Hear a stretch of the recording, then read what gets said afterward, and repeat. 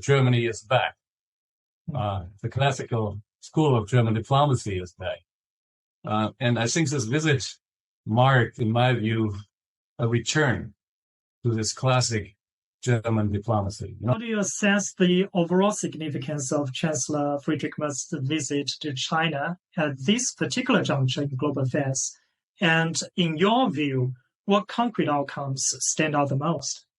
First, I guess one can say that it was a remarkable, constructive visit. I would even go as far as saying, Germany is back. The classical school of German diplomacy is back.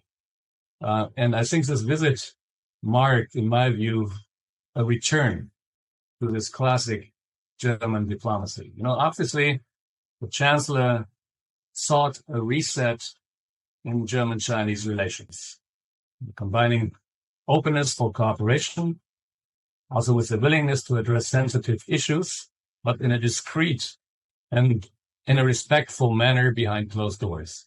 And the fact that he was accompanied by the largest business delegation since the time of Angela Merkel, and it also underlines that Germany is ready to re-engage pragmatically. And there were many concrete announcements, not only about the Airbus purchase, but I think the announcement that the government consultations, the regular government consultations between Germany and China will be resumed, and they will be held in China this year, is also highly significant because it will bring many members of the German cabinet to China to see with their own eyes.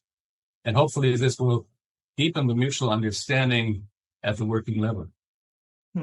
You mentioned the progress made in bilateral relationship, and earlier President Xi Jinping outlined 3 propositions for advancing China-Germany relations, namely being reliable partners, innovative partners, and partners with strong people-to-people ties. How do you interpret these proposals? Well, I think these 3 dimensions, they correspond very closely to what our bilateral relations need, and certainly to what the German economy, reliability, stability and reliability, they create a framework for engagement and for business cooperation, economic cooperation, and for long-term investment. And the second dimension he mentioned, innovation, reflects the reality that our relationship is increasingly shaped by joint innovation. It's much more now than rather simple import-export trade. And then, of course, people-to-people exchange builds the trust that allows cooperation to continue. Now, this is what we've always stressed at BWA. You connect projects, you connect companies, but ultimately you connect people with each other.